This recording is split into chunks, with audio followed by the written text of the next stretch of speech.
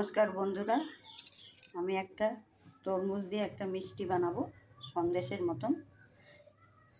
এই তরমুজটাকে ছোট ছোট করে কেটে নিয়ে তার বীজ বের করে নিয়েছি। আমি এই বাটির এক বাটি সুজি নিয়েছি, তাকে মিক্সিতে মিহি করে নিয়েছি।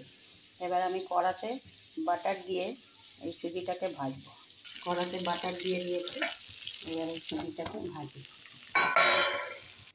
সুজিটার কাঁচা গন্ধ চলে গেছে, এরপরে আমি দুটো এলাচ গুঁড়ো করে দিলাম।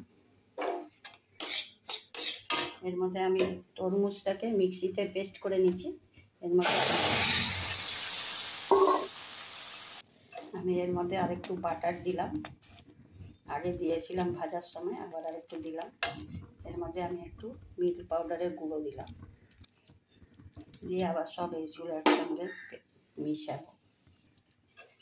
এটা হচ্ছে আমি এর মধ্যে আমি একটু নুন দিলাম, ব্যালেন্সের জন্য একটু চিনি দিলাম। চিনি আমি আরেকটু আগে দিয়েছি। চিনিটা যার যার পরিমাণ মতন দেবেন, মিষ্টি বুঝে কম বেশি। এর মধ্যে আমি একটু চাল মগজ দিয়ে দিলাম, টুটি গুলে বলেছি। দেখুন, তরমুজের মিষ্টিটা বা সন্দেশ বলতে পারেন, মিষ্টিও বলতে পারেন। দেখুন কেমন হয়েছে দেখতে। দেখুন, এই যে সব প্লেটের মধ্যে তুলে দিয়েছি, মিষ্টিগুলো কেমন হয়েছে দেখুন, শক্ত হয়ে গেছে।